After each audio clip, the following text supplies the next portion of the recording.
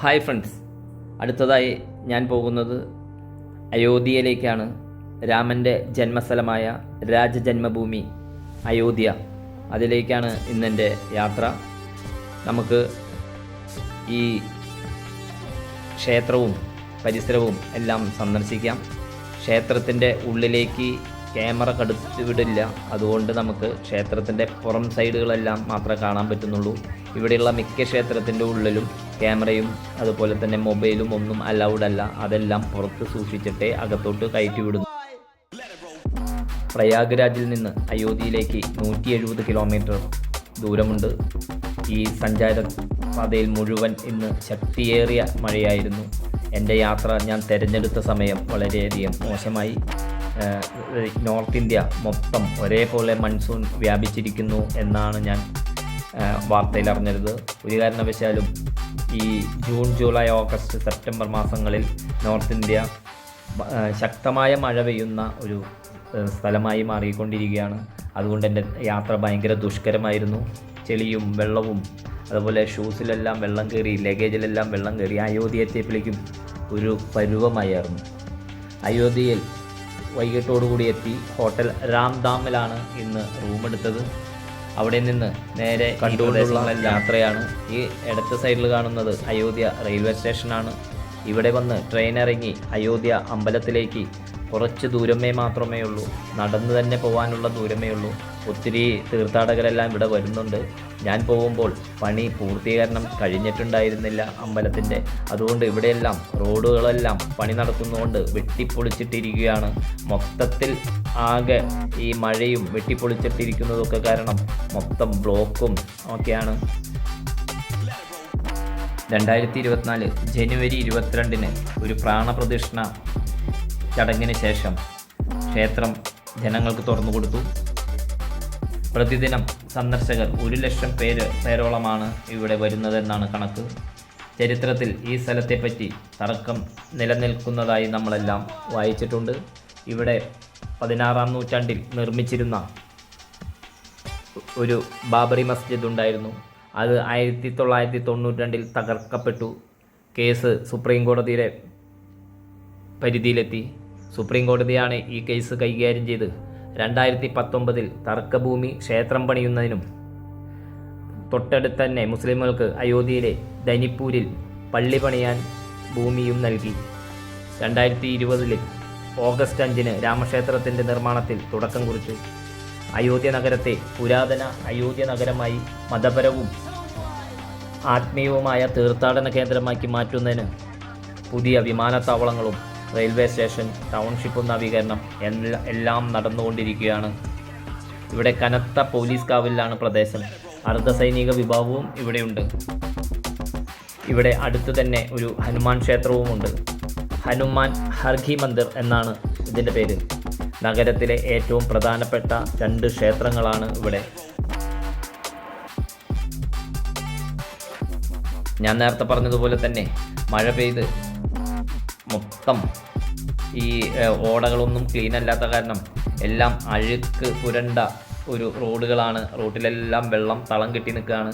കാൽനടക്കാരായ തീർത്ഥാടകർക്ക് ഇത് വലിയ പ്രശ്നമുണ്ടാക്കുന്നുണ്ട്. ഞാൻ ഈ റോഡ് വെട്ടിപ്പൊളിച്ചിട്ടുള്ള ഇടവഴിയിലൂടെ തന്നെ എൻ്റെ സുഹൃത്തുക്കൾ പറഞ്ഞതനുസരിച്ച് ഈ പോക്കറ്റ് റോഡിൽ കൂടെ കടന്ന് ഇതിൻ്റെ അമ്പലത്തിൻ്റെ അടുത്തോട്ടുള്ള യാത്രയിലാണ്. ഈ ക്ഷേത്രം നാഗരിക ശൈലിയിലാണ് പണിയുന്നത്. 3 നിലകളിലാണ് നിർമ്മിക്കപ്പെടുന്നത്. ശ്രീരാമൻ്റെ ജീവിതത്തിലെ ദൃശ്യങ്ങൾ പ്രതിപാദിപ്പിക്കുന്ന അതിശയകരമായ ശില്പങ്ങളെല്ലാം ഉണ്ട് ഇതിനകത്ത്. ഈ ക്ഷേത്രം ലോകത്തിലെ തന്നെ ഏറ്റവും വലിയ പ്രധാനമായ ഹിന്ദു ക്ഷേത്രങ്ങളിലൊന്നാണ്. ഇത് തീർത്ഥാടകരുടെ ഇങ്ങോട്ടേക്കുള്ള ഒഴുക്കിനെ വളരെയധികം കൂട്ടുന്നു. ഇന്ത്യയിലുള്ള എല്ലാ സംസ്ഥാനങ്ങളിൽ നിന്നും ഇങ്ങോട്ടേക്ക് തീർത്ഥാടകർ വളരെയധികം എത്തുന്നുണ്ട്. അതുപോലെ തന്നെ ശ്രീരാമൻ്റെ ഭക്തനായ ശ്രീ ഹനുമാൻ അടുത്ത് തന്നെ ഒരു ചെറിയ ഒരു മലമുകളിലാണ് ആ ഹനുമാൻ്റെ ക്ഷേത്രം. അതുകൊണ്ട് ആ ക്ഷേത്രത്തിലേക്ക് 76 പടികൾ കയറിയാണ് ആ ക്ഷേത്രത്തിലേക്ക് നമ്മൾ പോകുന്നത്. ശ്രീരാമൻ്റെ ജന്മസ്ഥലത്തും കാവൽക്കാരനായിട്ട് ഹനുമാനെ കരുതപ്പെടുന്നു. നമ്മൾ പോകുന്ന ഈ വഴിയുടെ രണ്ട് വശങ്ങളിലും ചെറിയ വീടുകളും അതുപോലെ തന്നെ ആ വീട്ടുകാരുടെ തന്നെ ചെറിയ കച്ചവട സ്ഥാപനങ്ങളുമായ ഇടുങ്ങിയ വഴികൾ ഒത്തിരിയുണ്ട് ഈ ക്ഷേത്രത്തിന് ചുറ്റുമായി. ഈ ക്ഷേത്രം നിൽക്കുന്ന ഒരു റൗണ്ടും അതിനു പുറമെ നമ്മളിപ്പോൾ വന്നിരുന്ന അത് വേറൊരു അങ്ങനെ 2-3 റോഡിൻ്റെ വിസ്താരങ്ങൾ ചുറ്റപ്പെട്ടാണ് ഈ ക്ഷേത്രനഗരി നിലനിൽക്കുന്നത്. ഇവിടെയെല്ലാം തന്നെ വളരെയധികം പണികൾ നടക്കുന്നുണ്ട്. അതുകൊണ്ട് തന്നെ ഇവിടെയെല്ലാം നല്ല ബ്ലോക്കാണ്. ഞാൻ പറഞ്ഞ പോലെ 2 സൈഡിലും നമ്മൾ കുറേ ദൂരമായി ഇങ്ങനെ 2 സൈഡിലും ചെറിയ ചെറിയ സ്ഥാപനങ്ങളും വീടുകളും എല്ലാം തന്നെ ഈ വീട്ടുകാരുടെ തന്നെയാണ് ഈ സ്ഥാപനങ്ങളെല്ലാം തന്നെ.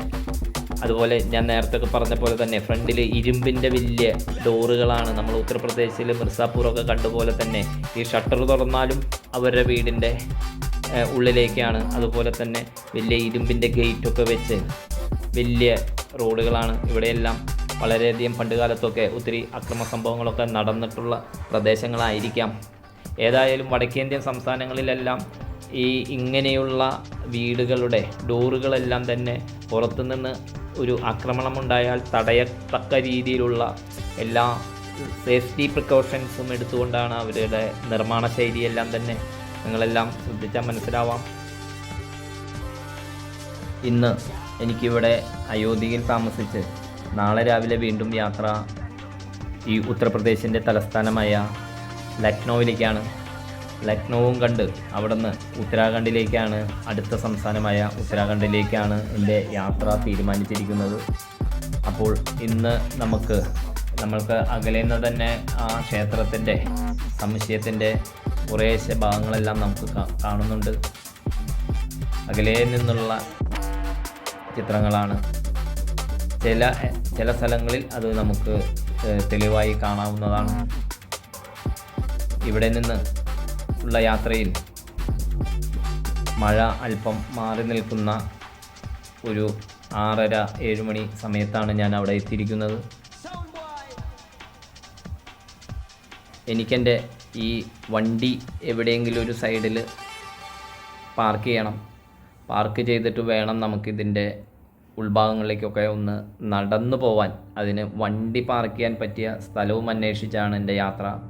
ഈ പാർക്ക് ചെയ്തതിന് ശേഷം നമുക്ക് അവിടെയെല്ലാം പണി നടക്കുന്ന കാരണം വണ്ടി അങ്ങനെ കുത്തിക്കയറ്റി കൊണ്ടുപോകാൻ പറ്റില്ല.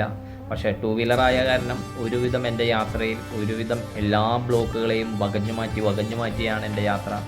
ഇവിടെ ഈ സൈഡിൽ ഒതുക്കി വയ്ക്കാമെന്നുള്ള തീരുമാനത്തിൽ ഇവിടെ ഞാൻ വണ്ടി ഒതുക്കി വെച്ച് ഇനി ബാക്കിയുള്ളതെല്ലാം നടന്നു പോവാം എന്നാണ് തീരുമാനിച്ചിരിക്കുന്നത്. അങ്ങനെ ഈ രാമക്ഷേത്രത്തിൻ്റെ അടുത്തുള്ള ഒരു സ്ട്രീറ്റിലേക്ക് ഞാൻ എത്തി. ഈ സ്ട്രീറ്റിൻ്റെ ഇരുവശങ്ങളും ഇവിടെ വരുന്ന തീർത്ഥാടകർക്ക് പറ്റുന്ന ഒത്തിരി സാധനങ്ങളൊക്കെ വിൽക്കുന്ന കടകളുണ്ട്. പൂജാ സാധനങ്ങളും മാല അതുപോലുള്ള എല്ലാ സാധനങ്ങളുണ്ട്. ഈ അകലെ നിന്ന് കാണുന്നതാണ് രാമക്ഷേത്രം. ഈ രാമക്ഷേത്രത്തിൻ്റെ ഉള്ളിലോട്ട് നമുക്ക് അടുക്കും തോറും ഇതിൻ്റെ പുറത്തുള്ള ഈ ഒരു പാതയാണ് കാണുന്നത്. ഞാൻ നേരത്തെ പറഞ്ഞ പോലെ ഈ ക്ഷേത്രത്തിന് ചുറ്റും റോഡുണ്ട്. ഈ പാതയിലൂടെ സഞ്ചരിച്ചാൽ ഇവിടെ ഈ മുകളിൽ ഈ ലൈറ്റ് കാണുന്നതാണ് ഹനുമാൻ മന്ദിർ. ഹനുമാൻ മന്ദിറിലായാലും രാമക്ഷേത്രത്തിലായാലും നമുക്ക് ഫോണൊന്നും അലൗഡ് അല്ല. അതുപോലെ തന്നെ നമ്മുടെ ക്യാമറയെല്ലാം അവിടെ മേടിച്ചു വയ്ക്കും. കനത്ത പോലീസ് കാവലിലാണ്. ഹനുമാൻ മന്ദിറിൽ അത്രയധികം പോലീസുകാരില്ല, 2-3 പേര് മാത്രമേ ഉള്ളൂ. എന്നാൽ അയോധ്യയിലേക്ക് എത്തിയാൽ നമ്മളൊന്ന് കുറച്ച് നേരം കൂടുതൽ ശ്രദ്ധിച്ച് നിന്നാൽ, രാമക്ഷേത്രത്തിലൊന്ന് ശ്രദ്ധിച്ച് നിന്നാൽ പോലും പോലീസ് നമ്മളെ അവിടെ നിന്ന് മാറ്റുന്ന ഒരു കുറച്ച് അനുഭവമൊക്കെ ഉണ്ടായിട്ടുണ്ട്. ഇവിടെയെല്ലാം നിങ്ങൾക്ക് കാണാം, വഴി പണിത് ഡ്രൈനേജൊക്കെ പണിയണ കാരണം ആകെ കുളമായാണ് കിടക്കുന്നത്. ചെളി അടിഞ്ഞുകൂടിയാണ് കിടക്കുന്നത്. ഇതിലെല്ലാം തന്നെ തീർത്ഥാടകർ പോകുന്നുണ്ട്. 2 സൈഡിലുള്ള ഒത്തിരി കടകളെല്ലാം പൊളിച്ച് അവർക്ക് താൽക്കാലിക നിർമ്മിതിയും ചിലതൊക്കെ നല്ല ബിൽഡിങ്ങൊക്കെ പണിത് അതിലാണ് അവരുടെ പുതിയ ബിസിനസ്സൊക്കെ നടക്കുന്നത്. ഇവിടെ ഡ്രൈനേജിൻ്റെ മുകളിൽ താൽക്കാലിക പലകയൊക്കെ നിരത്തിയിട്ടിരിക്കുന്നതും നിങ്ങൾക്ക് ശ്രദ്ധിച്ചാൽ മനസ്സിലാവും. ഇവിടെ നിന്ന് നേരെ കാണുന്നതാണ് അമ്പലത്തിലേക്കുള്ള വഴി. ആ യാത്രയിലാണ് ഞാനും. ഒത്തിരി തീർത്ഥാടകർ ഇതേപോലെ തന്നെ സഞ്ചരിച്ച് അവിടം വരെ നടന്നു തന്നെ വരുന്നുണ്ട്. ഈ കാണുന്നത് ഒരു എൻട്രൻസ് ആണ്. ഇവിടെ നമുക്ക് ഇതിലെ പ്രവേശനമില്ല. അവിടെ നിന്ന് വീണ്ടും തിരിച്ചു. ഇവിടെ അമ്പലത്തിൽ വന്ന് ഞാൻ അന്വേഷിച്ചപ്പോഴാണ് എനിക്ക് മനസ്സിലാക്കാൻ സാധിച്ചത്, ഇത് ഓൺലൈനിൽ ബുക്ക് ചെയ്താലേ ഇതിനകത്ത് കയറാൻ പറ്റൂ എന്നാണ് പറഞ്ഞത്. ഞാനാണെങ്കിൽ ഓൺലൈനിൽ ബുക്ക് ചെയ്തിട്ടുണ്ടായിരുന്നില്ല. അതുകൊണ്ട് വീണ്ടും ഓൺലൈനിൽ ബുക്ക് ചെയ്യാതെയുള്ള ക്യൂവിൽ കൂടെ കയറാൻ പറ്റുമോ എന്നുള്ള ഒരു ശ്രമവുമായി ഞാൻ അടുത്ത ഗേറ്റിലേക്ക് അങ്ങനെ നടന്നു പോയിക്കൊണ്ടിരിക്കുകയാണ്. അയോധ്യയിലെ അടുത്ത ഗേറ്റ് ഇതാണ്. അടുത്ത ഗേറ്റ് ഇവിടെ നിന്ന് നേരെ കാണുന്നതാണ് അമ്പലത്തിൻ്റെ ഒരു ചെറിയ ഭാഗം. മെയിൻ എൻട്രൻസ് പിന്നെയും കനത്ത സെക്യൂരിറ്റി, നമ്മൾ എയർപോർട്ടിലൊക്കെ കാണുന്നത് പോലെ നമ്മുടെ കനത്ത സെക്യൂരിറ്റിയോടുകൂടി നമ്മുടെ എല്ലാ ബാഗുകളൊക്കെ അവിടെ സൂക്ഷിക്കാനുള്ള സ്ഥലങ്ങളുണ്ട്. ക്യാമറ സൂക്ഷിക്കാനും എല്ലാത്തിനും സ്ഥലങ്ങളുണ്ട്. അവിടെ നമ്മുടെ ഇന്ന് പൈസ ഒന്നും മേടിക്കുന്നില്ല, പക്ഷെ അതെല്ലാം സൂക്ഷിക്കും. ഇവിടെ നിന്ന് അകലെ കാണുന്നതാണ് രാമക്ഷേത്രം. ഇവിടെ നിന്ന് വീണ്ടും ഇതിൻ്റെ രാമമന്ദിറിലേക്ക് കടക്കാൻ ഉള്ള സ്ഥലത്തേക്ക് ഓൺലൈനിൽ അപേക്ഷ എടുത്തിട്ട് ഇവിടെയാണ് അകത്തേക്ക് പ്രവേശിക്കുന്ന ഈ കവാടം. ഇവിടെ ഒരു ബാച്ച് തീർത്ഥാടകർ ഒരു സ്ഥലത്തു നിന്ന് എത്തിയിട്ടുണ്ട്. അവർക്കെല്ലാം തീർത്ഥാടകരെ ആ ബാച്ചിനെ അറിയുന്നതിന് വേണ്ടി ഒരു കാവി തൊപ്പിയെല്ലാം ആ ട്രാവൽ ഏജൻസി കൊടുത്തിട്ടുണ്ട്. എല്ലാവരും ആ തൊപ്പിയും ഫ്രണ്ടിൽ കുടി പിടിച്ച ഒരാളുമെല്ലാം കൂടി അവിടെ നിൽക്കുന്നുണ്ട്. ഇതും കണ്ട് നേരെ ഇതാണ് ഞാൻ നേരത്തെ പറഞ്ഞ ഇവിടെ നമ്മുടെ കയ്യിലുള്ള സാധനങ്ങളൊക്കെ സൂക്ഷിക്കുന്ന ഈ ക്യാബിൻ. ഇതിൻ്റെ ഉള്ളിൽ നമ്മൾ കൊടുത്തു കഴിഞ്ഞാൽ നമ്മുടെ എല്ലാ സാധനങ്ങളും അവിടെ ഫ്രീ ആയി തന്നെ ദേവസ്വം ബോർഡ് സൂക്ഷിക്കും. പൈസ കൊടുക്കേണ്ടതില്ല എന്ന് എഴുതി വെച്ചിട്ടുണ്ട്. ഫ്രീ കൗണ്ടറുകൾ, ഒത്തിരി കൗണ്ടറുകളുണ്ട്. അറ്റം കാണുന്ന കൗണ്ടറുകൾ. അപ്പോൾ അത്രയധികം തീർത്ഥാടകർ വരുന്നവർക്ക് യാതൊരു പ്രശ്നവുമില്ലാതെ നമ്മുടെ കയ്യിലുള്ള എല്ലാ ഇലക്ട്രിക് ഉപകരണങ്ങളും ഇവിടെ സൂക്ഷിച്ചതിനും ശേഷം മാത്രമേ അകത്തേക്ക് പ്രവേശനമുള്ളൂ. ഇതെല്ലാം കണ്ട് ഇവിടെ നിന്ന് ഇനി ഞാൻ നേരെ ഹനുമാൻ മന്ദിറിലേക്ക് ആണ് പോണത്. ഹനുമാൻ മന്ദിറിലും ഇതാണ് അയോധ്യയിലെ ഹനുമാൻ മന്ദിർ. മുകളിലെത്തിയാൽ ഹനുമാൻ മന്ദിറായി. അവിടെയും നമ്മുടെ ക്യാമറകളൊന്നും അനുവദിക്കില്ല, ഞാൻ നേരത്തെ പറഞ്ഞു.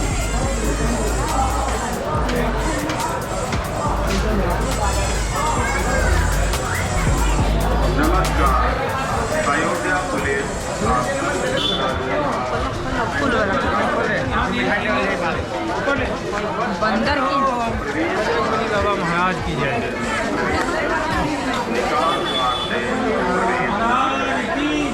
दर्शन करते समय धक्का मुक्की ना करें।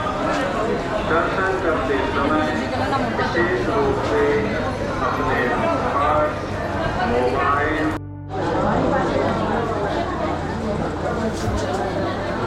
ഈ രാം മന്ദിറിൻ്റെ അടുത്തുള്ള പ്രസാദം എന്ന് പറഞ്ഞ ആൾക്കാർ മേടിക്കുന്ന ലഡുവാണ്. ഒരു ലഡുവിന് ചെറുതിന് 5 രൂപ.